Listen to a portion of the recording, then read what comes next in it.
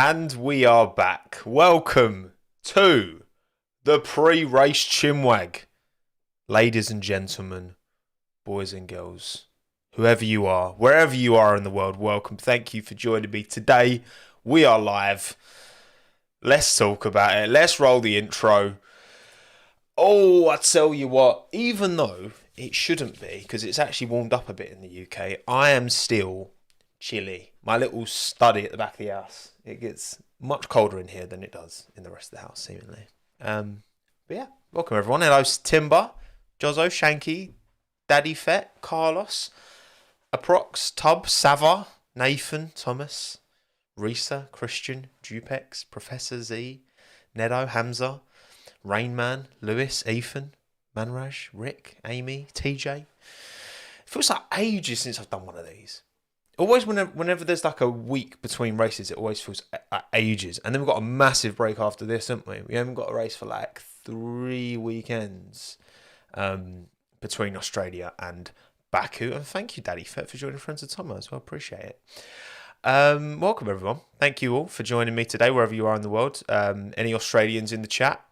You should be in bed by now. It's going to be a brutal one this weekend for us Europeans, but hey, we don't have to tolerate this very often, so I'm not complaining, all right? Don't worry. I'm not moaning about it. I'm just saying. It's 6 a.m. race start UK time, and quali is 6 as well, I think. But yeah, hopefully, I mean, Melbourne's up there for me in terms of Grand Prix I want to visit. It really is. Maybe next year. I would love to go. I would love to. The vibes just seem to be immaculate. It seems that the organisers really make an effort as well to get the fans close to the drivers, which we don't see at all. Because every single race is organised independently to one another, so it might all be under the F1 brand, but the actual exposure, having been to, Silverstone, Canada, Miami, they're all very different experiences. So yeah, I would love to go. That would be great, but we'll see. One day maybe. Yeah, exactly. Time zone for you lot in that part of the world. It's about time you got, and hopefully that I'm all for seeing the. I'm all for seeing the calendar becoming less European centric long term. Get a race in Africa, go back to Malaysia. There's plenty of Philippines, Indonesia, huge populations where we don't have a race. So hopefully in time it becomes less European centric. That's what I'd like to see anyway, because it should be a world sport. You know what I'm saying? It should be a world sport.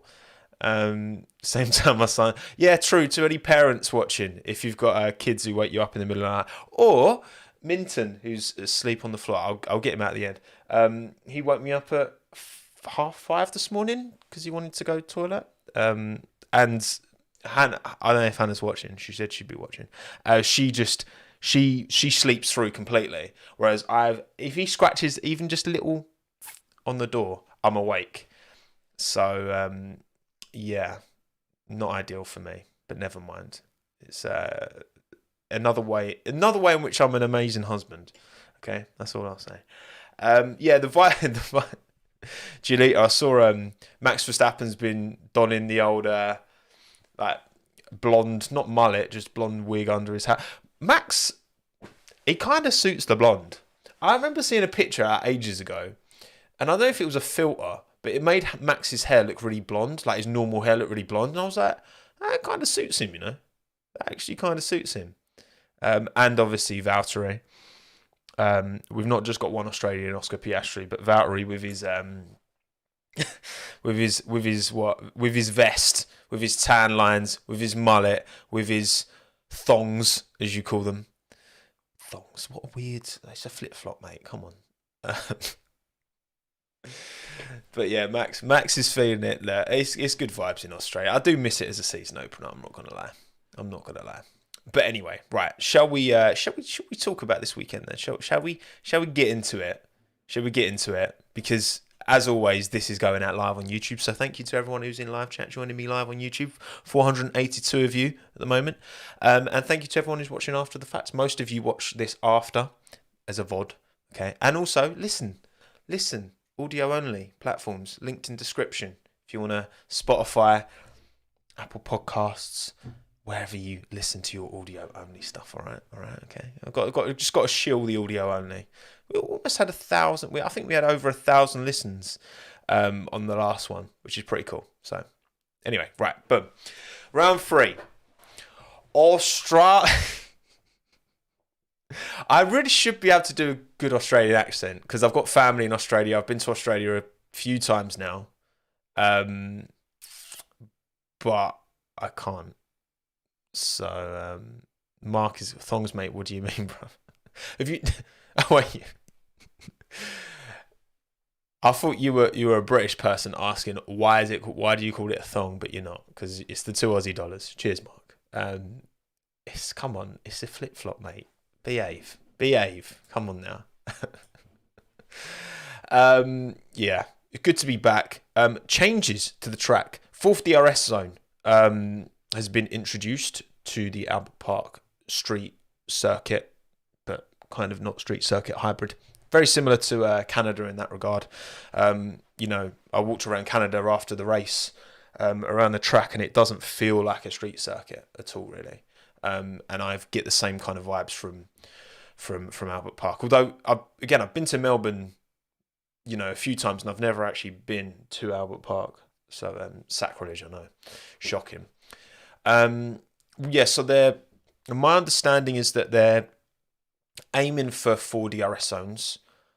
Now, in the past, they have taken it away, didn't they? Last year they took it away, but I think they want to try it out again. As a park set, exactly. So it's a hybrid, best of both worlds. And so they've done that. Obviously, they made the track changes last year to make it quicker anyway. So with a 4th DRS zone, it's for all intents and purposes, we should be expecting some high-speed action and some. Like when you think back to last season, we had Fernando Alonso in an Alpine. Almost put it on the front, if not second row in qualifying. Hydraulic failed into the wall, bang, which also broke his wrist in it as well, broke his hand in some way. And then you had the McLarens finish 5th and 6th, I think it was. Ricciardo and Norris both had a strong race, which I was like, Daniel had a shocking career when it came to Australia. It seemed like every time he went to Australia, he had a stinker. I just remember when he mullered the front wing of his Renault in 2019, 2020, wherever it was. 2019, obviously, it would have been. And yeah, it was. I do wonder if we're going to see, because it was quite competitive at the sharp end. We obviously had Ferrari do a good job. I think, Albon, one stop, high IQ play, exactly, Sava as well. I don't know, because it's hard to look past a certain team in blue, red, and yellow, isn't it? But anyway, last time out, Charles Leclerc did take the win. That Ferrari was porpoise. I still remember my clearest memory from this race isn't qualifying, isn't even Albon doing the one stop. My clearest memory is seeing on lap 1 the picture of the cars. The really quick left right kind of. It's not a chicane. It's like the really quick left right, whatever it's called, whatever the corner is. And seeing, I think it was Charles in the leading Ferrari, just porpoising like mad. I just remember, I'm feeling like, what's there? Is that got like airbag suspension or something? I mean, you're Stroll and Latifi crash as well. There she is. Here's the wife. Hello, Hannah. Stroll and Latifi crash. I completely forgot about that. Yeah. Oh man. Bit of a shocker. Well, look, Latifi's gone, and there's much bigger rearview mirrors this year. So hopefully that should, circumvent.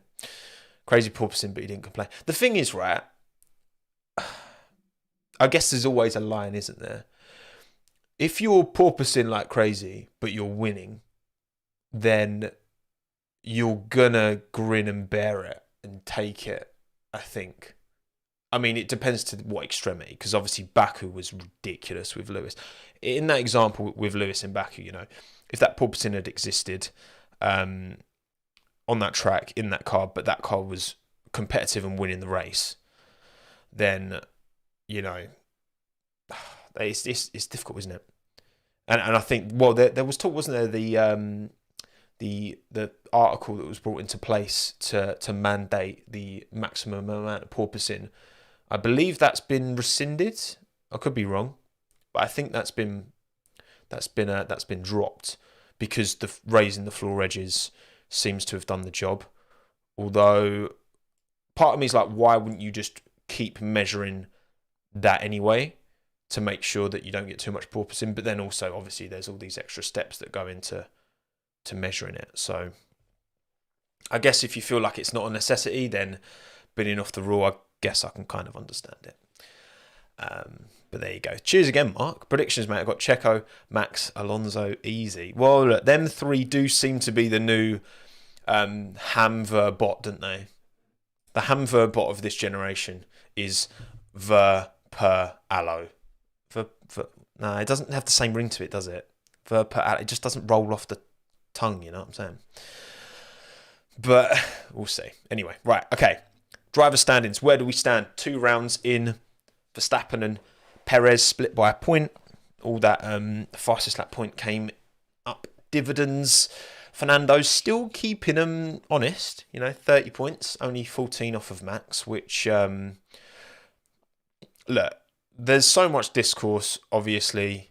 You know, we jump to conclusions. That's what we do as fans. We see what we're presented with. You know, you extrapolate from what the performance deficit is at the moment. You like to think, you know, 10, 20 races into the season, the deltas between cars won't be the same as they are now, and certainly hope they won't be bigger than they are now, at least at the front. Because when you look at the rest of the field, if Red Bull and Ferrari had done an equal job going into this year, so the Ferrari-Red Bull gap was the same as it was last year, but then everything else is the same, where the Mercedes is pretty on pace with the Ferrari, the Aston Martin is arguably quicker. We're having a worldie of a season. It's just that, it's just one team. It's always, a lot of the time, it's one team. It's just like Mercedes and the dominant. If you just want so, it would have been so much more interesting. And now Red Bull, it's just like, just stop. Just have a couple of weeks off, Red Bull. You can afford it. Let's make it a bit more interesting, right? Just retire the cars for a couple. Just stay in Milton Keynes, you know. Put your feet up. Summer's coming in the UK gradually, slowly. Still pretty cold.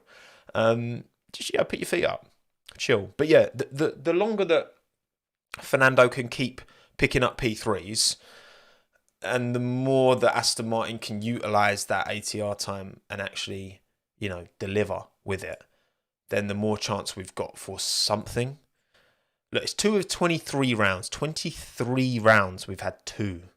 Like, come on. We've still got a long way to go. We're not even a 10th of the way into the season.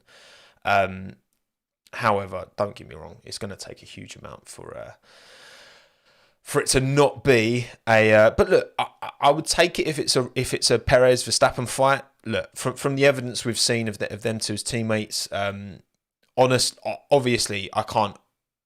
Like, if I'm going to put money on it, obviously I'm not saying like Verstappen's going to get troubled by Checo throughout the season. You know, we haven't seen evidence to you know, if you think Perez is going to challenge Max genuinely this season, that has to be mainly based off of copium and hopes and dreams, because you look at the deltas relative over the course of a whole season for their 2 full seasons they've had together. You know, but remains to be seen. They can't close the 1 second gap. Yeah, well, you say that, but you know, you look at the Aston Martin, look at how much performance that car gained by getting on the right philosophy. I don't think, you know, you look at qualifying, I don't think, in my opinion anyway, there's the Golf, the size of the Golf isn't in quali trim, you know, which is Red Bull are fine with that. They can be cool with that because you don't win points on a Saturday.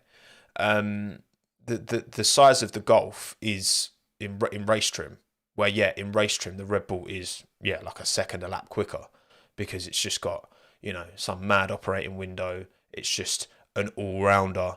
It's got this stupidly good DRS, tons of downforce on it. Boom, like happy days from their point of view. I think ultimate pace. I think Ferrari, Aston Martin, Mercedes aren't a mile off, but it's being able to unlock that pace consistently throughout a race, which is where Red Bull just fly away. But we'll see. Remains to be seen. Not too much interesting really to dive in on from a driver standards point of view yet. But then constructors, again, it seems like a Red Bull. I mean, constructors Red Bull. It's going to be, isn't it? It's surely like. I'm more confident in Red Bull constructors than drivers. Obviously, I'm confident in both, but you got to say Checo is stepping up from what we've seen so far. It's just, can he retain it? Again, I've said this before. Many a time, Bottas would win the season opener in Australia. And be, oh my God, is Valtteri? Is this the year he's going to challenge Lewis? Is he going to do it? And it just never happened. So yeah, is what it is. Is what it is. Anyone else really? Alpine are kind of clear of the rest. McLaren waiting on their upgrades. McLaren have talked about a bunch of upgrades coming, but we'll dive into that into a bit more detail as we go. Right, cool. Predictions for this weekend. I did poll you lot. I did remember this time to take the results from the poll and actually put it into my graphic. So well done me. It doesn't often happen. I usually make a mistake. I'm sure I've messed something up in this stream, but we'll get to that. So, predictions for the 2023 Australian Grand Prix. Thank you, Ben. I appreciate the support. Are as follows. Of 1,201 votes, we've got 60% of you going Max Verstappen win. We've got 21% of you giving Fernando the worldie drive. We've got 32% giving Nick De Vries the stinker drive. Worldie team, 34% Red Bull. Stinker team, 32% AlphaTauri. Dear. I mean, again, no massive surprises here. Not expecting too much from AlphaTauri. Even though I believe on race pace, if you look at fastest laps, I was watching a video from the race earlier about Williams, and actually Williams has been slowest over the first two races, but it feels like, I guess, the thing is Yuki's been P11 in both races, but then certainly in Saudi, he got a big dose of luck with that safety car coming out when it did, so, generic predictions, exactly, see, it's very generic, Any interesting what you got? So we got, in terms of worldie drives, 16% of you said Oscar Piastri, which look, he's never raced around Albert Park, has he? As far as I'm aware, anyway, because they've never done F2 in Australia until this year. They're doing F2 here, and he was a grid kid, wasn't he, in 2015 for Daniel Kvyat, which is pretty sick. That's pretty cool. So he was holding Daniel's little flag before the race, but then Kvyat broke down before he could even start the race, so it wasn't a great omen in the end. 11% Ocon for a worldie drive. Interesting, I guess. Yeah, Alpine had good pace around Australia. I guess that's the theory behind it. They had good pace here last year. Remains to be seen this year, but do I think Ocon's got the capability to pull out a type of qualifying that Fernando did last year? No. I think, to be fair, I think when you've got Fernando and Ocon together, there wasn't much in it in qualifying. I think Alonso did slightly outperform Esteban in qualifying during their time together as Alpine teammates, but slightly. It was in races where Fernando really kind of flexed his muscles. I'm saying, but and then 7%. Leclerc pulled out an unreal lap in qualifying to put it P2 in Saudi. You got to say that as much as Ferrari's car is a bit stinky at the minute, Charles Leclerc's got the minerals to pull out an absolute worldie. So there you go. And yes, Lysander, Michael Massey has been spotted. Yeah, he's there this weekend, isn't he? So less said about that, the better, I guess, isn't it? Last season in Australia, Alonso would have been on the front row. Yeah, potentially, because he had quickest middle sector, didn't he? And then Ocon P10. Yeah, I think it was... You would get those instances, wouldn't you? It's like maybe every like third race, Alonso would just wipe the floor with Ocon in qualifying. But then the rest of the time, it would be within a tenth or two, either way. So, but yeah, anyway, yeah, Leclerc can definitely make up for some of Ferrari's misgivings, but not all of them. Not at all. Cheers again, Mark. Big up Yuki and Albano. Mate, come on now. I hope they do well. I'd love to see them scrapping again. It's quite nice seeing them two scrap. My two boys, two of my faves. Got to say, right? They're your predictions anyway. Boring. That's what I'm going to say. Boring. Your boring predictions. Verstappen winner. Boring. Alonso boring. De Vries boring. Right. Okay. Mine are as follows. I've gone, and we'll reflect on these on the Monday post-race stream, by the way, so that we've got receipts to how fraudulent my takes are. I'm going Checo race win because why not? It's a bit of a street circuit again. It's kind of not, but kind of is. So why not? Why not Checo? Again, from the first two races, we've seen the race pace be fairly similar. Obviously, Bahrain Max did flex his muscles for sure, but we'll see. And technical gremlins in both of the first two races, particularly on Max's side of the garage as well, potentially. It didn't result in the car breaking down, but it doesn't mean there's not potentially some issues there. So we'll see whether reliability becomes a bit of a thorn in Red Bull's side, because we've already had that for Aston Martin, I suppose, with Lance. It's just shame that Lance couldn't have finished that race, because it'd have been interesting to see where he would have ended up. But anyway, yes, race winner, I've gone Checo. Worldie drive, I've gone Logan Sargent. Again, I think Logan, for all intents and purposes, out-qualified Alex in Saudi. Hugely impressive. And he's settled in really quickly. I think that Williams is... I don't know if they're going to be able to maintain, but I think they're looking pretty good at the start of this year. It's a new track for Logan for sure, but why not? Why not? Stinker, I've gone Norris. Look, I think part of it is that the McLaren car is somewhat struggling. His luck has been appalling. Lando has had the worst luck. He literally had to do 17,000 pit stops in Bahrain to get his air topped up. And then it's his teammate's front wing end plate that destroys his front wing in Saudi. But also he made a mistake in qualifying. Look, Lando was clearly a lot more comfortable in that car than Daniel Ricciardo was. And it showed in the performances. It showed, generally speaking, that Lando had a significant delta to Daniel. I think Oscar is already showing an adaptability, a youthful adaptability that Daniel Ricciardo talked about. Ignorance is bliss.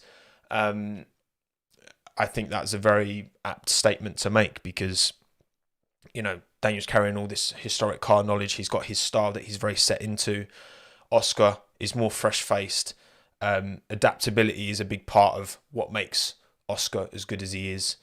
You look at the diversity of tracks that he succeeded in Formula 2, the diversity of cars. Obviously, Formula Renault, Formula 3, Formula 2, they're all very different cars going into F1 as well. And I think Oscar's going to put a lot more pressure on Lando this season. That's what I'm saying. So this will be like, I think this year, Lando, we will really see, because I think Oscar will push Lando, because I think Oscar is the real deal. But I also think Lando's the real deal. Worldie team, I'm going Williams. I think Sargent points, finish ahead of Albon. That's what I'm going for in terms of bold prediction. But I think they'll both be in a good place. I think they'll both be on a similar level in the race, at least. And then stinker team, Alfa Romeo, because I haven't seen much to suggest any degree of emotion, positive or negative, about Alfa Romeo still. It still just seems like stalling somewhat, but again, it's going to take time for Andreas Seidel to really enforce his kind of approach on that team. It's going to take a while. Thank you, Connor, for the 5 Aussie, mate. Appreciate it. I was working at the GP today. Got to say, site is looking lovely, and the supercars going around the track sounded amazing.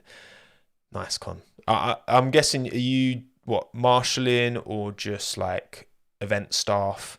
Because I've seen some.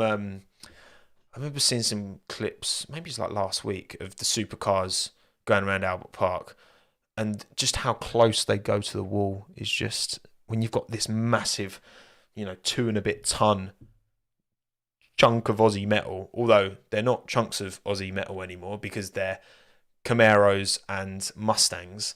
But anyway, still, it is a shame, innit? It is such a shame that supercars aren't Holdens and Fords. Well, they are still Fords, but they're not Falcons, are they? Falcons and Commodores, man. That's just the prime generation, wasn't it? It's a shame. It's a shame. Is a dog a positive or negative? No, a dog is a negative description of a car. That's what I would say. But yeah, actually, when I went to, was it last year? Went to, we were doing a Live Fast video. We went to Pro Drive, and they had a 888 Falcon there. I think it was a 888 one. Because Pro Drive, I forgot to ask actually what involvement Pro Drive had, but it was definitely a Falcon, and it was sick. It was really nice. But anyway, I move on. So those are my predictions. That's what I think is going to happen this weekend. We'll see. Remains to be seen. Fantasy League. This was my team last weekend. This is how I scored. I forgot to update my team. Hulkenberg and Joe stayed in. Ended up, I would have made moves that wouldn't have actually got me any more points, to be honest. So I'm going to wait until end of day tomorrow before qualifying. Yeah, because I'm up early Saturday for going. I want to get some knowledge of FP1 and 2 before I change my team, right? But also at the same time, I know I'll probably forget, and also it's really early in the morning, so I'm probably going to be watching qualifying from bed. But anyway, my team is Joe, Charles, Fernando, Max, Nico, and then Aston and Red Bull are my teams. But yeah, we'll see. Surely Perez replaced Leclerc? Yeah, perhaps. Yeah, I think Perez at this early stage of the season where it feels like he's going to be a bit closer to Max than maybe he will be towards the end. Again, that's probably my best bet. So I'm not sure. I have to have a think who I'm going to change around. I mean, I'm definitely keeping Fernando and Max, that's for sure. And I'm definitely keeping Aston, Red Bull. I think the other 3 are all up for moving around a bit. I reckon Magnussen wins it all. Well, look, Magnussen got a P2 on debut, didn't he? Around Australia when he was back at McLaren. So there you go. Thank you, Martin, by the way, for the 50 CZK. What about the new, more strict ban on pit crew climbing the fence after the finish flag? Heard they want to give out penalties for that. Yeah, let's intro rolling in. Let's talk about that actually. There's a few bits of news to discuss. So the FIA have come out and said that basically, if team personnel climb up the fences to lean over and like give it some, yeah, go on, when their driver comes over the start-finish line, that can result in a penalty. I'm not sure what the penalty is. Is it a sporting? Does anyone in chat know? Would it be a sporting penalty? Would it be a? Because if it's a sporting penalty, then the teams definitely won't do it. If it's a monetary penalty, then I mean, you feel like maybe. Yeah, it's. You know what, right? So I'm going to make a poll. Do you agree with the FIA intervening on team personnel climbing up the fences? Right. I can't spell personnel. There we go. Right. We're doing a poll. Do you agree? Because look, it's okay. So, for example, Do you remember? Not many of you will, I'm sure. It's more, have you seen clips of F1 back in, not even that long ago, like even back in the early 90s, I think they used to do this. And they do still do this at like Le Mans as well. The checkered flag is waved by someone who actually walks on the track and has the flag. And remember at Le Mans, was it like last year where a car swerved and it looked a bit sketchy at the end? Now, from my understanding, and again, that was tradition to kind of have that. And when that was abolished, I imagine people were a bit like up in arms. I don't think there was an incident where someone, with the checkered flag ever got hit. I just think it was, it clearly looks sketchy. Like you've got someone on the track with a flag who's like, 10 foot from a car going zoom past.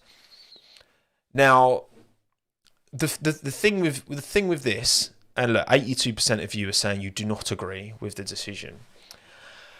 I hate to be that guy, but when you think about it, do we have to wait for something to happen to intervene? Now, look, trust me, I'm all for the pictures, the image. It's iconic. I love it, right? But let's just imagine that something did happen. Someone loses their grip, falls onto the circuit. Just falls onto the circuit and they just land on the circuit and they'll hurt themselves because it's quite a fall. Don't get hit by a car, whatever. Like, it only takes one person, one individual to lose their grip or whatever. And then would your answer to the question be different? Look, it's one of them things where I do get it. I do get it from all sides. And it's one of them things that, yes, the images won't be quite as iconic. I think teams can still like lean out of the windows. But I do kind of think like if something happens, like that would be horrific. And it's like, it feels like I do sometimes watch it and I'm like, how can that pit crew hang that far out? Like it's literally like over the track, like it is mad. Do they have enough of their? Oh, sometimes sometimes they definitely do have enough of their. No, but it's not even about making the fences strong. If you lose grip, that's the thing. If you lose your grip for whatever reason, like accidents happen. That's what I'm saying. I just, when it comes to people being close to the track with cars going at speed, I get it, So I'm not, to be honest, like, yeah, it's a bit of a shame, but I'm not going to be crying on social media about it personally because I do get it, We're all grown ups. If someone gets hurt, it'll be, okay, yeah, but so you honestly say, like, imagine the worst case scenario. You've got a car coming through, someone falls, the car hits them at, they might not even be at race speed because it's the final lap, but significant speed, and they're brown bread. Like, I think then all of a sudden it becomes then it's definitely getting banned. Then there's no question if that was to happen. And again, it's one of them. Are you proactive or are you reactive? And we've talked about this time and time again with safety in motorsport, safety in Formula One. When something hasn't happened, it's like, do you wait for something to happen then to then do something about it, or do you act proactively? You know what I'm saying? But anyway, right. That was that little bit of FIA shenanigans. Anyway, they're always finding a way to take centre stage, aren't they? Always finding a way to take centre stage. But anyway, right. Let's talk about all the teams. Let's get into it. Let's talk about McLaren.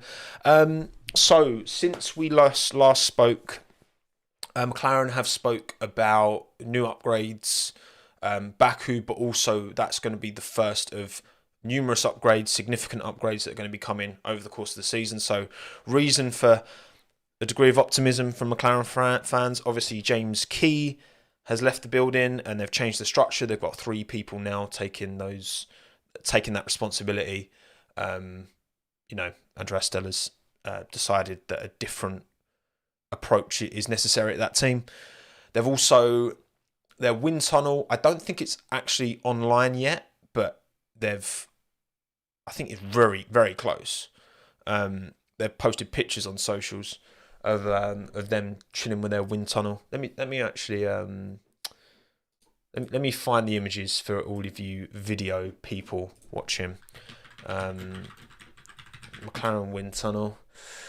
Something went wrong, but it's not your fault. Classic Twitter breaking all the time. Cheers, Elon. Oh, it's because I've got my bloody VPN on. Right, McLaren wind tunnel. Oh, I've got to find the images now. We've got Lando and all that posting with it. Are you gonna? Yeah, June date is the there we go. June start date for their new wind tunnel. Let's get the old screen share up. Hello, I'm over here, and then window capture. We're gonna go, boom, on this one. Lovely job there. You can see Oscar and Andrea and some other and Zach and some other people chilling at the there we go. There is this is what I was looking for. Boom. Nice wind tunnel. Lovely jubbly. Have a little mooch rounds. Just don't switch it on while you're in there, because you're gonna get eaten up by them big fans. But yeah, look, good to see some tangible progress, because it feels like there's been talk about McLaren's wind tunnel forever. I feel like it's been so long we've been talking about McLaren's wind tunnel. Oh, it's going to come eventually.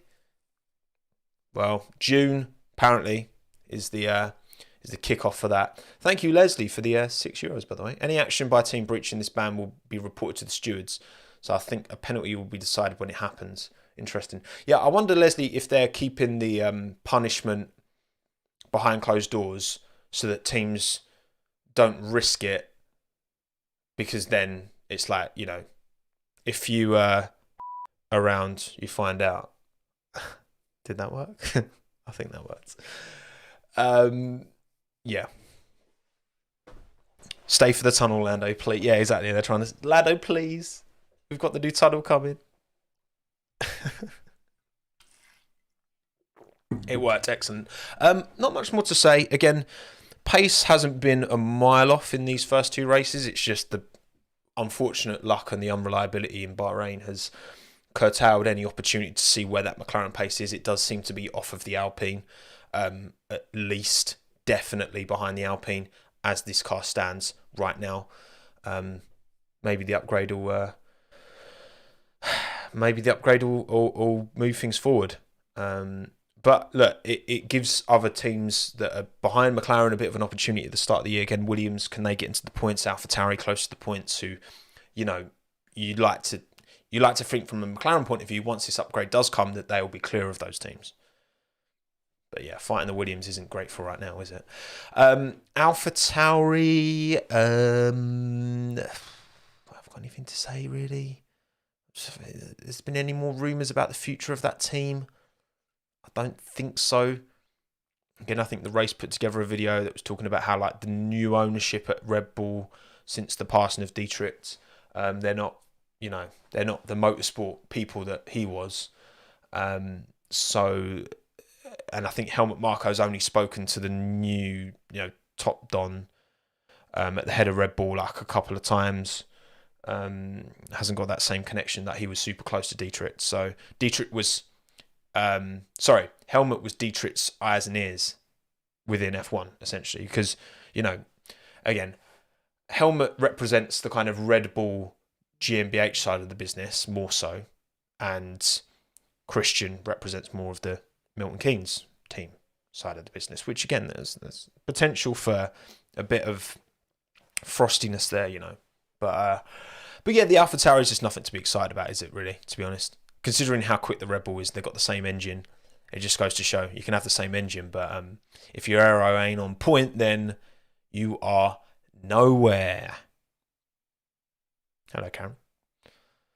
Oh yeah, that was. I just realised, Drew, that was actually quite a poor analogy, but you know what I mean. It's a matter of a matter of saying. Williams.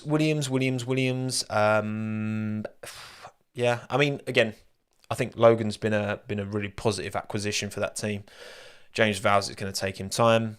Blah blah blah. Nothing we haven't said already. Again, Australia, they made it work last year with that worldy strategy. I don't think, you know, that's a certain set of circumstances that need to come together to make that kind of thing work. So I'm not overly. Yeah, I think they'll have a good weekend. I don't think over the course of this season they'll be able to maintain it.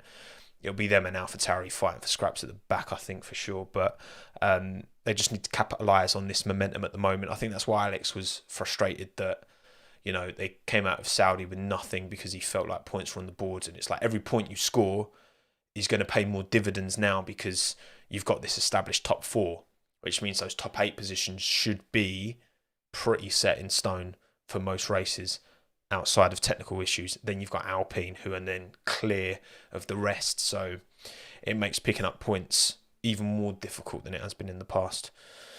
But yeah, opinion on cheating accusations in esports. Oh yeah, I don't know if any of you have been any of you keep an eye on the old F1 esports scene, but it's been a bit of a show at the minute, hasn't it? It's been a bit messy over there, with the game basically having no anti-cheat in it and all these top level pros being accused of cheating. It's pretty mad. And yeah, I mean, look, I've seen what Alex Gillany did a video about it, and then he got a temporary ban from EA because he used the cheat and showed how to use the cheat or whatever. But as far as I'm concerned, like, it's all on the developer. Like, it's all on the developer. You've got to you've got to draw attention to these things and just put it out into broad daylight to force EA and Codemasters to do something about it. That's the only solution. If you just like keep it all hush hush, no, make videos showing the cheat. That's the way I see it. That's the only way you're gonna get the developers to take it seriously and like act quickly, because the F1 esports season isn't that far off. And this is going to be a huge... If they don't bring in an anti-cheat before that season starts, and they don't make it a LAN event either, which I don't know if they're going to, I don't think they're going to, then that's going to be a huge cloud over the whole thing. And, it sucks for all the drivers who most of them, I believe, for sure. Like, I don't think this is a problem where most of the top level drivers are cheating at all. No. I just think that having that question mark is going to hang a cloud over everyone, you know, everyone. And it's not good enough. And F1 needs to be putting the pressure on coders as well, because this isn't just an EA problem. This isn't just, F1 have really put in their money and their focus and a lot of attention and exposure behind F1 esports. And yeah, they need to take this more seriously for sure. And if it means people making videos and showcasing exactly where to get the cheat and how to get the cheat, then if that's what it takes, then that's what it takes. You know, if you want to solve the problem, you don't solve it by keeping it quiet. You full exposure, as far as I'm concerned. That's the way it should go. But who am I? What do I know? What do I know? I just used to be good at Forza back in the day on my little pad. Little gamepad. Loved it. Okay, Williams, we've talked about. Boom. Haas. Yeah, again, Haas race pace, good. In Saudi, K-Mag was able to move through, even though Tsunoda got the preferential kind of pit stop time in, made the pass for P10. I think the Haas car's in a good place. It just depends on whether they can maintain this momentum moving forward, whether this philosophy is the philosophy to go with, because yes, it's blatantly obvious that the Mercedes one is not the Ferrari one. Where's the ceiling to this philosophy, which seems a bit different to the Red Bull? Hard to say. We don't know. For all we know, the Ferrari philosophy that Haas have also gone down could have a higher ceiling than the Red Bull one, but it's just the Ferrari incompetence is not allowing them to, to make the most of it. You know what I mean? Predictions for the Formula 2. Oh, good question. Definitely not the FIA. Good question. Yeah, Formula 2 in Australia for the first time in ever. So the teams don't have any data. You know, you look at the teams that have been doing well so far this season. MP, ART, Campos. You know, a lot of this is reliant on historical data that they have. No one has any historical data in F2 around this track, so it's good. It's good. This if you're not watching F2 this year, you really should be, because it's super competitive. It's hyper competitive, man. So many drivers who could be in for a title challenge for sure. I think this is going to be the most competitive season. I think this is the most stat grid we've had since arguably 2018. I would say, genuinely. But we'll see. Yeah, Kushmani's doing a great job. Really taking it to it's in his rookie season in F2. Really taking it to Daravala for the battle of the strongest Indian driver in F2. But yeah, it's I'm buzzing for it. I mean, I'm not going to really be able to catch it because it's going to be in the middle of the night, but which is a shame. But highlights. That's what highlights are for. Right. Okay. Alfa Romeo, again, just overly very mid. Joe, absolute. Look, unreal. Let me find. Tell you what, Joe's bringing the heat, man. Joe Guan Yu is bringing the heat. Let me just show you his outfit for this weekend so far. It's pretty mad. It's pretty mad one. But you know what? I rate it. Go on, Joe. Look at him. Yes, son. Joe Guan Yu, mate. Look at that. That is a wavy combination. I'm not so sure about the jacket. I'll be honest. I get the design. The faces kind of. If it was a bit more abstract, and it didn't have the faces, then I'd be like all over it. Like the trousers are sick with the shoes. It's a great little combo. Very, very drippy. Absolutely. Good for him. Good for Joe. Showcasing his personality, his character, his interests, you know. Love to see it. And then, well, I guess if I'm going to, I should get up Valtteri as well then. Show off Valtteri's fit for this. Mate, the tan lines. The tan lines are jokes. Right, here we go. Here we go. Got his own vest. Look at the tan line on that. Go on, Valtteri, my guy. Oh, that tan line alone. That's proper trucker's tan. You know, you can have one arm out the window all the time. It's iconic, isn't it? It's iconic. Good on the Valts. Even his trainer's repping as well. Love it. Love to see it. Love to see it. Oh yeah. Also, we've got. Let me get Max being blonde up as well. Max embracing the. Here we go. This image, man. This image is too much. Maxine Verstappen. That's the vibes I'm getting. It's a strong look. It's a strong look, Max. Cheers, Jamie, for the $7.99 Aussie. Forecast in Melbourne going to be rain for qualifying and dry but cold race. Interesting. Melbourne can be anything, yeah. I suppose you buy the coast, don't you? So can throw up a lot of differences there, but rainy qualifying would be lovely.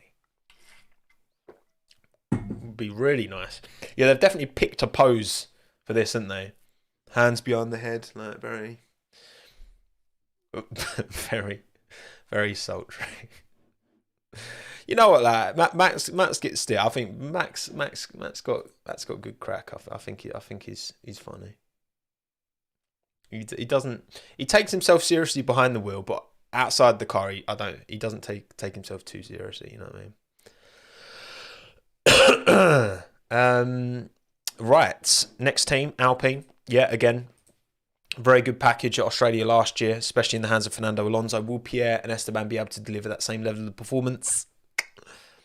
Doubtful, but I'll tell you what, it's a good solid position to be in. I think Pierre's clearly made a swap up from AlphaTauri. Now you look at where AlphaTauri is, it's nowhere. Do a favour and Photoshop Minton in that wig. I would never do that to him. Yeah, look, I think they're in an okay place, but there just needs to be this next step, doesn't there? Because it's just been talked about for so long, and they just can't keep being top of the midfield, just on the cusp, like top 10, but just never getting in the Champions League or Europa League. Just not good enough. Is it Blue Alpine for this race? I believe it's the final race with the all pink Alpine, because I think it's the first 3 races that they were running the full pink. So. Yeah, not much more to say on the Alpine lot. Ferrari. Ferrari. They made no gains relative to last season at Saudi Arabia. When you adjust for the track changes at Saudi in turn 22, they were exactly the same race pace. So, yeah, it's not great. They're still really struggling to, manage their tires. It's funny how certain car weaknesses carry on over years. Like Williams has been really weak to wind for years, even across different generations of car. Ferrari on the tyres, I feel like has quite consistently been a bit of an issue. McLaren has had a certain way of driving it that's tricky, that's gone over generations. Again, part of the reason why Daniel struggled so much.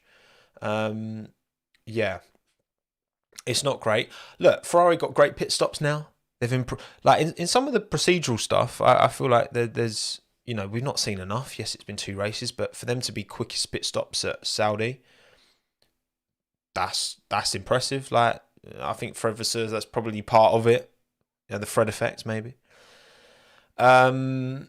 Yes, it is live, Giddy. Welcome. It's just disappointing, isn't it, really? It's just more disappointment for Ferrari fans, and my expectations are low. So, I haven't really got much more to say on them. It's just a bit of an L. Need Bernardo to build a good car. Look. It's, again, look, that this issue at the front is partly because Ferrari fell away. Ferrari and Red Bull were both clear last year until Mercedes caught up towards the end. And Ferrari, whereas Red Bull have continued to progress forward, Ferrari have completely stalled. And you know what? Honestly, I think part of it is maybe because of the changes. Like, whenever you're bringing in a new team principal and you're bringing in new staff and people are leaving because they're upset Binotto got dropped or whatever, like, that instability is going to affect your ability. Whereas Red Bull have been the most stable team in F1. Like, they've had Christian Horner at the helm since, 2006, whenever the team started. And that's never changed.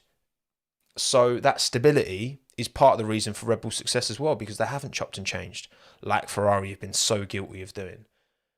Whereas Mercedes' issue has more been going down an incorrect direction, which, again, they have acknowledged, and things are coming. Again, it's like, how do they catch up, Red Bull have got this ATR penalty until October, I think it is. And so then that's that opportunity for, the offset to be bigger. Yes, obviously, Red Bull are going to win the Constructors title. That's pretty much guaranteed. So they'll have the lowest allocation next year. But rather than having 5% lower than P2, at the moment with the penalty, they've got like 12% lower than P2. Let's do the maths there. Not much to say. There's been a few comments that I saw something with Sky Sports talking about, like, comments from George about, like, it wasn't, like, Lewis implied it was luck or something. To be honest, I haven't read the details. That George had the better setup at Saudi, and then George was like, no, it wasn't luck. I don't know. I don't really have a strong opinion. I mean, teammates are going to, have their little digs at each other. It happens. it's pretty normal. And I think that, while this Mercedes is where it is, which is quite comfortably off the front, George and Lewis are going to be able to keep it. There's going to be the odd little, because George isn't going to be to Lewis what Valtteri was to Lewis. That's not going to happen. So, I don't know. I don't know. I think it could get interesting if the car was, because George is not gonna just be a number 2 driver. That's not going to happen. He's not going to be a number 2 driver. He's not going to settle for that role. Valtteri had a year-by-year contract, and probably part of the reason for that was to keep him somewhat in line, and not fight too hard. But exactly. It strikes to me as one of them things that it's a comment that gets blown up out of proportion because, people want there to be, and I think, I think from a sporting point of view, there's very valid reasons for there to be a bit of heat between the two of them, but not right now. Not when the car's in this state and they're as this far off the front. That they know that they need to work together. They know that them fighting each other is going to achieve nothing for the team, and the ultimate ambition for both of them, which is to fight for a world championship. If it was a Mercedes in Red Bull's position right now, with Russell and Hamilton, that would be phenomenal. That would be so good. If Checo was as close to Max as George is to Lewis, then again, I'd say the same this year, but I just don't think Checo's going to have it over the course of the year, unfortunately. But I hope I'm wrong. In part because these lot have come for Aston Martin, bringing upgrades. Have they brought a new rear wing? Can anyone in chat confirm? Because I know there was talk of Aston Martin bringing a new rear wing because their DRS, so in terms of top line speed, they've been really struggling, Aston Martin. They've been losing a lot of performance in straight lines. DRS hasn't been amazing. I think there was talk of them bringing a new rear wing for Australia, but it might have to wait till Baku. I don't know. We'll see. We'll see soon enough. But I think they're in a strong place. Again, I think Lance is somewhat stepping up as well. I mean, his overtake on Carlos Sainz around Saudi. Whew, that's not the overtake of someone who's not there now on merit, for sure. Like, I think Lance has proven now that he's an F1 driver on merit now. I think he got the opportunities to grow and develop and build, and the consistency and time to now sharpen his skills and be a very capable F1 driver. But also I think he's going to be a comfortable number 2 to Fernando Alonso, and I don't think that's a problem at Aston Martin. I saw a few articles talking about like Lawrence won't be happy that Fernando's taken number 1. Like, come on. Like, no, obviously that was going to happen. Like, even if the performance was closer between the two of them, it's Fernando Alonso in a car fighting towards the front. He's the one with the experience. He's the one with the knowledge. This is why Lawrence brought him on. Like, there's no way that Lawrence would be like, it's because my son's not at the front. I'm going to be... No, nonsense. What a load of nonsense. That's nonsense, mate. It's fine. They're in a really good position, really strong position, Aston Martin, really healthy position. And they still haven't even got their new facility yet, which makes it all the more impressive. So just goes to show, you can have all the facilities you like, all of the, all of the tech, all of the infrastructure, but nothing replaces human minds that know what they're doing, And Aston Martin certainly have that now. So again, they are our only hope for a multi-team title championship. We've just got to hope that Checo can sustain close performances to Max and give him something to think about, because that is what... Come on. You can do it, Checo. We believe... Now, look, again, for real, based off the evidence, Max will, comfortably outperform Checo over the course of 23 races. But these first two have given us a lot to be hopeful around. I do hope Checo can sustain a challenge, and we know from Saudi. Look, again, these are two drivers driving selfishly, and kind of the whole multi-21 situation with Seb and Mark back in the day. Like, you've just got to, in this instance, if you're Checo and if you're Max, you've just got to assume that your teammate is going to drive for themselves and no one else. And Red Bull have got such a performance advantage right now that they can afford, kind of like Mercedes could afford in 2014, 15, 16. You can afford your two race to fight it out. If Ferrari were closer, if Mercedes, if Aston Martin were closer, Red Bull, if they want to win a driver's title, if they want to win a constructor's title particularly, they would have to be more assertive in reeling them in. Hopefully, this is the one kind of silver lining of them being so dominant as a team, is that they can allow them to race. It's just whether Checo can actually keep up the pace and be there consistently alongside Max, because, again, it's very much based off of hope and not too much based off of logic so far. No offense, Checo, obviously, but Max has just been that good.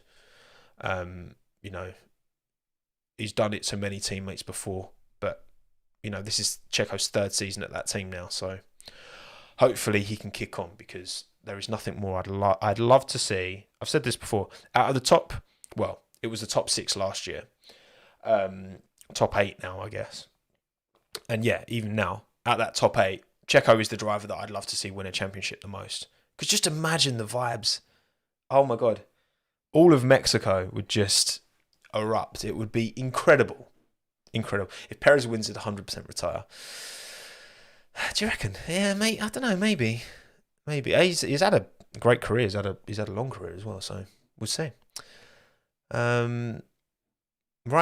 Cool. That's all the teams talked about. Now, I do want to talk about one other thing. And this is part of a bit of a broader... We did this last time out where I took some of my live stream and chopped it up and made it into a video. And there's a particular talking point, a particular subject that I want to cover. So, let's talk about changes to practice, shall we?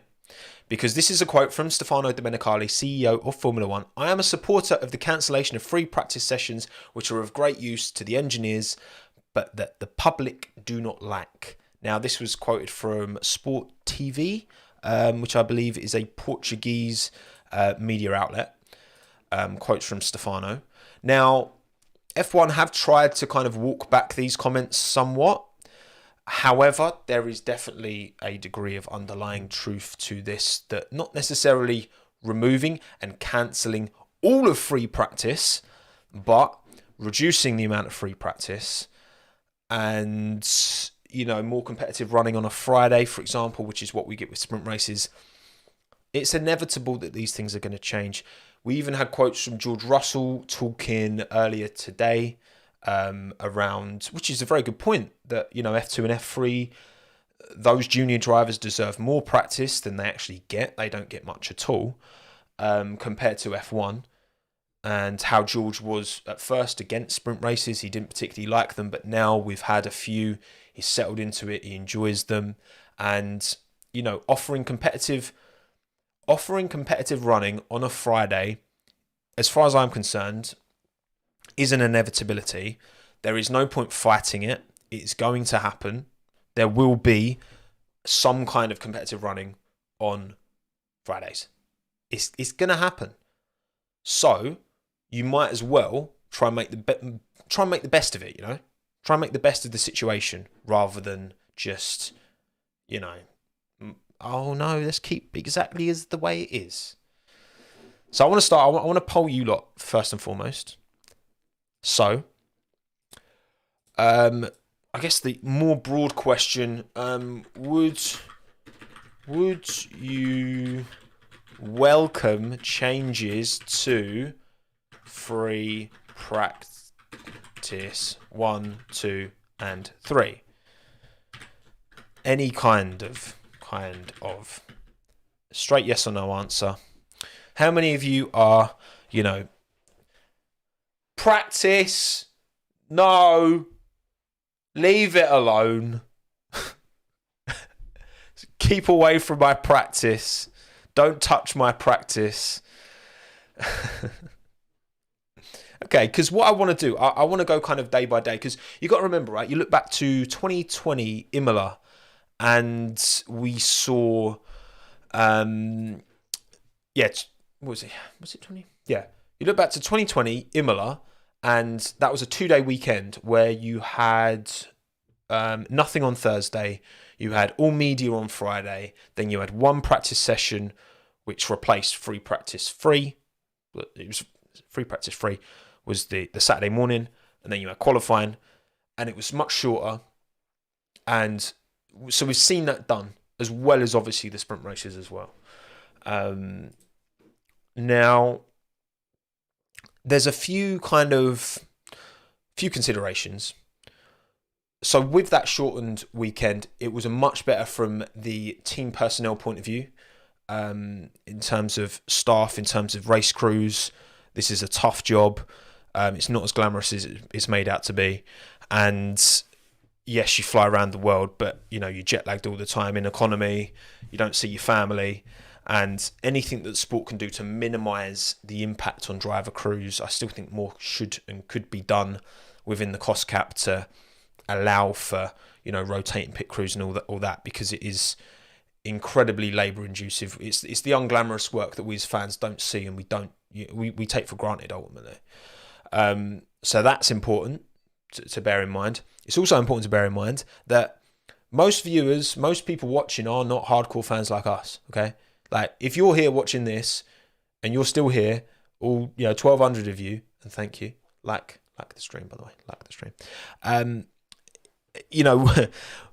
There is a degree of assumed intelligence that I have in all of you, that you're here and what you've got a good understanding of F1. You've got keen interest because you're watching some random bloke chat on YouTube about it. And but most fans who buy merchandise, who buy tickets, most aren't as hardcore as us, and the product has to work. From a business point of view, from a commercial point of view, it has to work more for them than it does for us. That's the reality. Now, obviously, in an ideal world, it works for everyone equally. And that is somewhat the case, but also be honest, right? Here we go, right? So 61% of you say you would welcome changes. Okay. So now I've got another poll for you, right? What are you more likely to watch qualifying on watch F1 coverage on Friday if there is qualifying instead of just practice? Are you more likely to watch F1 coverage on a Friday if there is qualifying instead of just practice? Because I'll be honest, right? This is my job, and it's an absolute privilege to do what I do. Do I watch every single practice session, every single race? No. Sometimes I do. Most of the time I have it on in the background, and then I'll just kind of have it loud, and then if I hear anything, like, oh my God, I'll go and see what's going on. Do I sit there and keenly watch? No, not really. Sometimes I do, but not all the time. And I've got the privilege of being able to do that because my work on a Friday isn't in an office. My work on a Friday is consuming the F1 and making videos and writing scripts and all that, right? So 72% of you are saying even of us more hardcore, more engaged, more interested F1 fans, 70% of us are more likely to watch on a Friday, to go out of our way to watch on a Friday if there is qualifying, a competitive session, versus if there is just practice. So again, Friday competitive running is going to happen for every race. It's going to happen. It's going to happen. It makes sense. More people view, more people watch, not just casuals, but even the hardcores like us. More people are interested and engaged. So honestly, it would be it's silly for F1 to not do that. And they're gradually rolling out sprint races. We've got 6 this year, and whether that's the exact format, I don't know, and we'll talk about that. But again, there's no point fighting it. It's going to happen. It's going to happen. 70% of you are more likely to watch F1 coverage on a Friday if there is qualifying instead of just practice. And I agree. I'm more likely to watch if there. I mean, I'm not going to miss qualifying. Like, if I can avoid missing qualifying, I will. Wait, what am I saying? I will not miss qualifying if I can avoid not missing qualifying. Anyway, and the other thing to consider is, of course, the global time zones. Now, obviously, if the sport is going to move to a less European-centric calendar, having competitive sessions that work at a time that works for as many different people, as many different markets, not just the European market, but also the American market, South and North, and you go Far East, it's growing significantly in the kind of Middle East as well. And if we get a race in Africa, that's going to only add to the likelihood of that fan base growing too. So, I think that needs to be considered as well, for sure, to make things work in a timely way for everyone. That's what I'm saying. In a very waffly, not very succinct. I'm not a very succinct, concise person. Okay, this is why you're here. Okay, so starting with Thursdays. Can we have some suggestions, please, in chat of what should happen on a Thursday?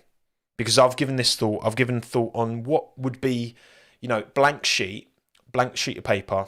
How does an entire F1 weekend look in 2023? Like, what's your ideal based on what the sport is now? Again, increased fan base, increased casual following, taking that into account. 23, probably should be 24 races really, if China hadn't got cancelled. The impact that has on taking all them things into consideration. What do you say happens on a Thursday? And thank you, LFC Letters, by the way, for the 10 quid. And can very much see a Friday practice quali, Saturday practice sprint, and then Sunday race in the future, which is, again, it's kind of what we see on a sprint weekend, rolling out across all of them eventually, I think. I agree, LFC. Thank you. Appreciate the support. Sprint race every day, Dan. Do you reckon? I reckon that'll pop. So, right, what we saying? Thursday is scrap Thursdays, nothing. Thursday, no change. Press like usual, nothing. Yeah, it's either press or nothing. I think nothing works if you're going to have a 2-day weekend. However, what I'm saying, my suggestion for Thursday is that it stays as media, because, and I asked this on Twitter yesterday, that the media marketing staff salaries are not included in the cost cap. So you can have more people, you can spread that workload more evenly, and ultimately, compared to the amount of work and effort the pit crews need to put in, the drivers,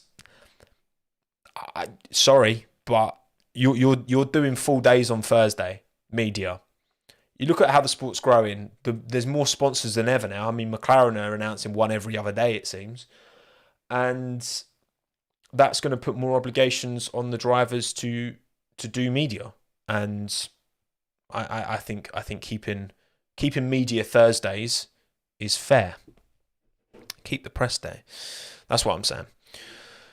So all day Thursday, media, track walk, get all that stuff done. I'm happy with that as it is, because I think there is a solution, because I just think the staff that are required for a Thursday aren't the staff who are getting burnt out like the race crews, because again they're exempt from because those expenditures are exempt from the cost cap. So I don't think that's a necessity, I'm going to be announced as a sponsor. Who do you reckon's next in the live chat to be announced as a McLaren sponsor? It's an inevitability, right? It's coming. Okay, so Friday's a bit more interesting. So first of all, chat, what are we doing Friday AM? Friday in the morning. So between start of day and midday. What are we saying, chat? What suggestions would you have for Friday in the morning? FP1 practice, 190-minute session on Friday. ChatGPT on Fridays, that could work. Reserve drivers only. Yeah, maybe that's one to reserve for, because you want. I think it's a really good thing about practice is that it does give these opportunities to these young drivers to have a go in F1 machinery, and I like that about practice. I think that's something that there should be somewhat of a desire to preserve, But also, I think it should be. We'll get into it because I've got a suggestion that's a bit different to most of you. Although someone has mentioned what I'm going to say. 2-hour free practice, sleeping. Yeah, nice. Okay, well, so for me, Friday morning, I'm saying even more media for the drivers, and I'm not sorry. Okay, so partly this is because it's twofold, really. Again, increased sponsor requirements, increased fan base, And when I say media, I mean like going and meeting fans and like going to fan zones and all that stuff. For me, that's all part of it because that is as much media as it is, doing some TikToks or whatever. So really using that Friday morning session, no cars on track, no F1 cars on track, and just exploiting that further. That's the way I see it. That's the way it should be. Because as well as that, you're also then pushing back when the engineers, when the race teams, the race crews have to set things up to the afternoon, to the PM session. So it's kind of in between what they did in Imola in 2020 with only having practice on Saturday morning, but not having it Friday morning, having it Friday afternoon. So it's kind of in the middle. You're taking a little bit of pressure, a little bit of time sensitivity off of the race crews so they can arrive a little bit later, because I think it needs to be a bit more sustainable from their point of view. So surely you could feel, yeah, but that's what I mean, Wesley. You can put, there's always, with drivers, like I know drivers moan about media, but as far as I'm concerned, deal with it. Like it's a small price you've got to pay for the privilege of being an F1 driver and racing these cars, because without the fans, you don't have a job. That's the reality, because without the fans, you don't have sponsors who watch. Without the sponsors, you don't have money to go racing. So for me, having the drivers do more with fans and be more available for that stuff, even than they are now, sorry, I don't have an issue with it. So then in the PM, I'm doing FP1. But it's 2-hour FP1. 2 hours. Free practice 1. Raikkonen would have hated this suggestion. Yeah, he would. But you know what? He doesn't have a job if the fans aren't there. So let's give a bit more back to the fans. So instead of having an FP1 and FP2, I'm putting that time together and then moving it into the PM. Just packaging it differently. Okay? But also, FP1 it's the first time you see cars on track. 2 hours is fine for that. I would also say that you would have, within that 2 hour, you would have to put your reserve. You'd still do that whole reserve driver thing, but you would put them in for like, I don't know, an hour in one of the cars. That can be decided. You can have driver changes. I know it's a bit involved, but teams can prepare beforehand. They can get the seats set up and all that. So that's not two separate better because you can make changes to the car. Yeah, but again, the difference between doing 2 1-hour sessions and 1 2-hour session in terms of efficiency and in terms of time saved from a race crew point of view, I think it's worth it. I think it's worth it. Because then, after FP1, 15-minute break, 1-shot qualifying in reverse FP1 order. Yes, I'm still banging the 1-shot qualifying drum. All right? I am. Because 1-shot qualifying will set the grid for The Saturday sprint. Oh, yes. Oh, yes. You knew it. You knew it, Christian. You knew it. Mate, listen, just give me the job already. Like, my version of F1 will be phenomenal, right? Evening, one-shot quali in reverse FP1 order. So, again, the track will have had 2 hours of cars lapping around it. So the track evolution gained from one-shot quali is going to be minimal, surely. Especially as it's later in the evening as well, so it'd be a bit colder.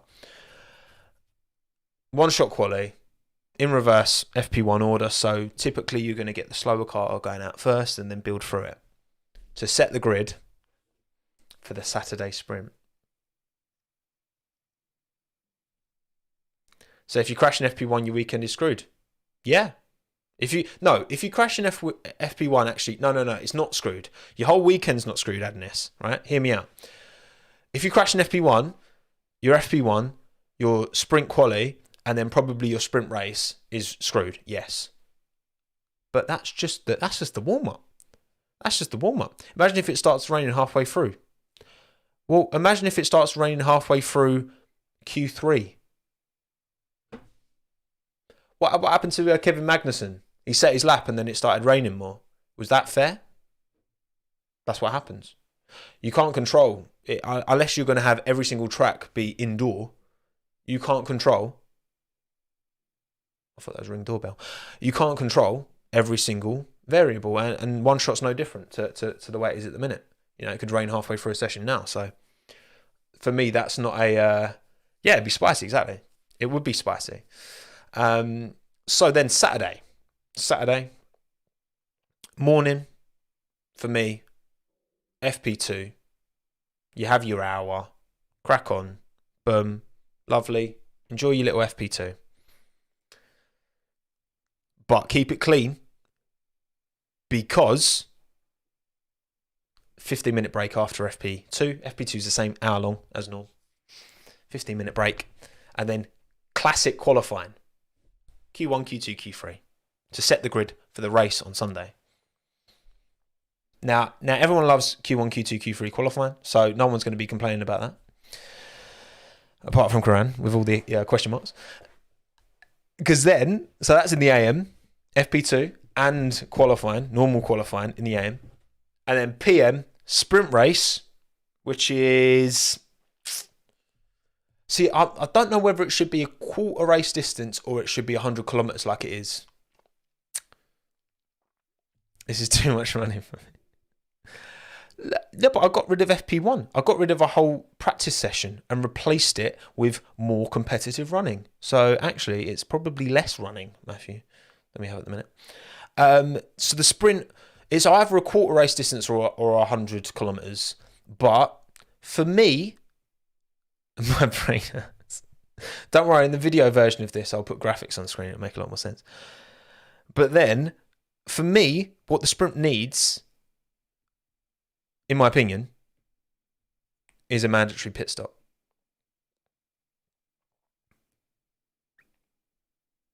Mandatory pit stop. Boom. Okay, yeah, I got rid of one practice session. I merged two practice sessions together, and then I've added one shot qualifying, which is one out lap and one push lap. So I've not really added any running. Come on. I've not added any meaningful running. Mandatory pit stop for the sprint race. Mandatory pit stop for the sprint race. I don't see why it's not feasible for the teams. Because then you'll give, all you're doing is you're giving teams a time frame and being like, okay, you've got an hour to practice, then you've got a 15-minute break, then you've got to go qualifying. Deal with it. Like, the teams will deal. The teams will moan about it. But mandatory refueling. Mandatory stop. That's what I say. And then you can chuck that allocation maybe in if you want. Chuck that allocation if you really want to. Yeah, I wouldn't say forced tyre compound change. I'd agree with that, Jamie. Two softs, boom. Mandate a pit stop. Adds a bit more. You know, you could get some drivers stopping right at the start and try and get some clean air to drive in. Or doing an Albon, waiting right to the end. Let's see. Genius is often mistaken for what's the word I'm looking for? For cooking. Too many gimmick. Why is it a gimmick? It's not. It's just moving things around a little bit and adding one shot, which is no more of a gimmick than any other form of qualifying. That's it. Insanity. That's the word I was looking for. Nah, but it's true genius though. True genius. And also one other thing. FP3 on a Saturday, and this is the one caveat maybe I'd change about my system, because FP3 at the moment is the least useful of the sessions. From my understanding, having spoken, chatting to Blake about it. Shout out Break F1. And why not? Elimination qualifying is nothing like one shot, Jennifer. It's nothing like one shot. Would be so good now. It's so good. So good. You got the ball. You can follow each car. You can build it up. You can. It'd be sick. 100% it'd be sick. You can make it sick, definitely. Agree. Especially around a track like Monaco, where then you don't have to worry about someone binning it and ruining everyone else's laps. Hey, listen, Ken, Formula E qualifying is actually decent. I'll give it that. I'm not a big fan of Formula E, but it's decent. And then sprint race, I don't have a huge amount of a problem with the sprint race, to be honest. And I think this is going to be an inevitability. For me, this system, because I'm keeping Sunday can stay the same. Sunday I'm happy with. Sunday's all good. So you first run out into the PM on Friday to give teams a little bit more time, and then you add a one-shot qualifying in for sprint. Okay, elaborate on one shot. Okay, Karen, I'll elaborate on one shot. So, one-shot qualifying, and again, maybe you could have the... so I've said you have it in reverse FP1 order, the order in which the cars go out. So, you've got Max P1 in FP1, you've got, De Vries bottom. So De Vries will go out first. Again, track evolution will be a thing to a tiny extent because you've already had 2 hours of all 20 cars going around the track versus 1 lap per car for, again, literally 1 lap. And then you just follow each one. On the build-up lap, you get all the graphics on screen. Nick De Vries from the Netherlands. Looking at the car, and then a little bit of him talking about, how he's feeling about the sprint, how he's feeling about the one shot.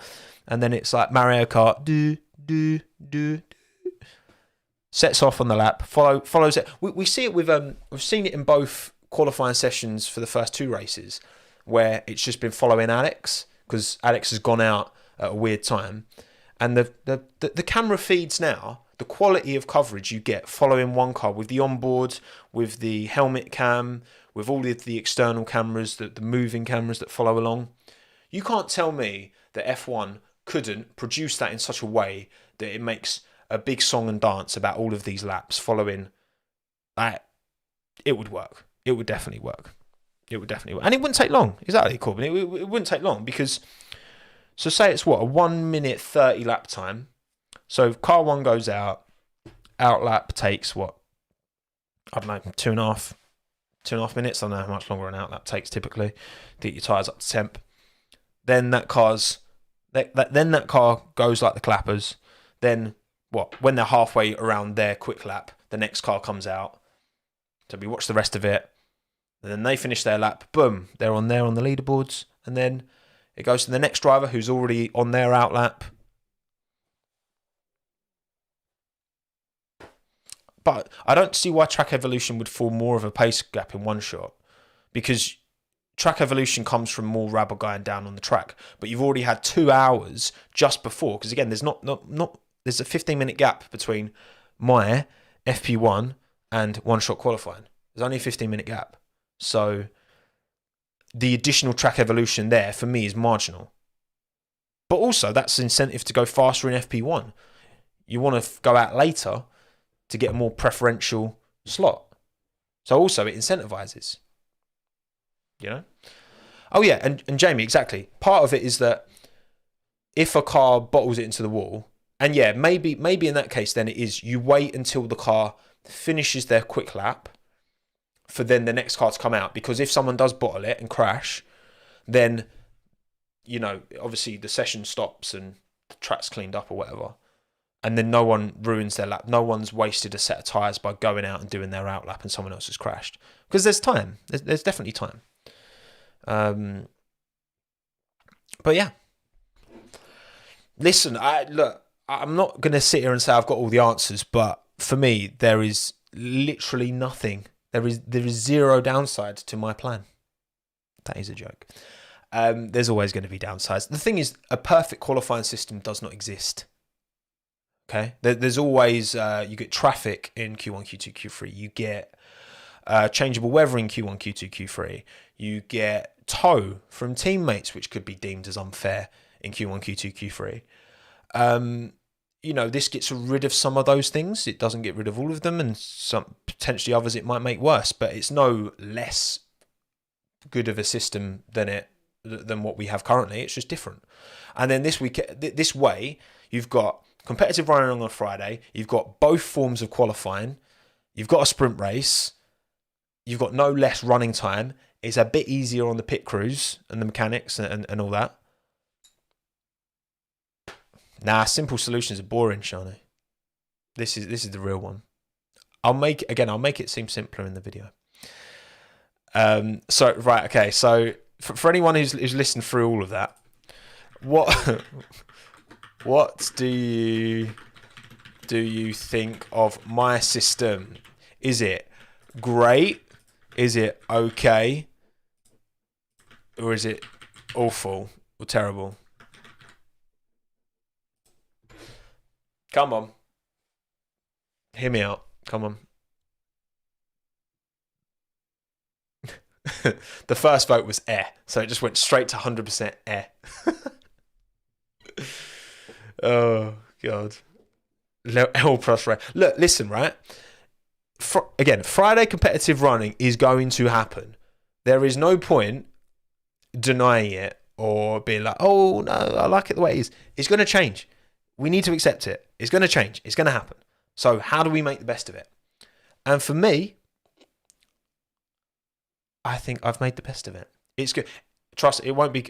I can make it less confusing in an edit. Okay, I promise. I'll never click terrible quick. Now, this is what I like about you, though. You're like honest with me.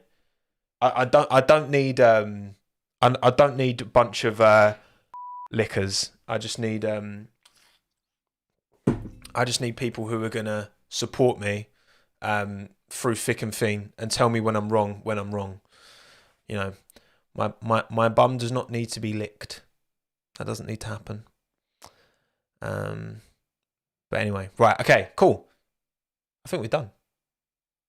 Thank you all for coming. Appreciate you all taking the time. Also, I just realised that I completely forgot to record this stream, so I'm going to have to download it in YouTube afterwards. But anyway, thank you to everyone who listened.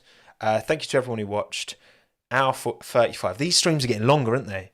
I do apologise, but never mind. I will grab Minton for everyone who's watching on YouTube. This is your gift. Minton.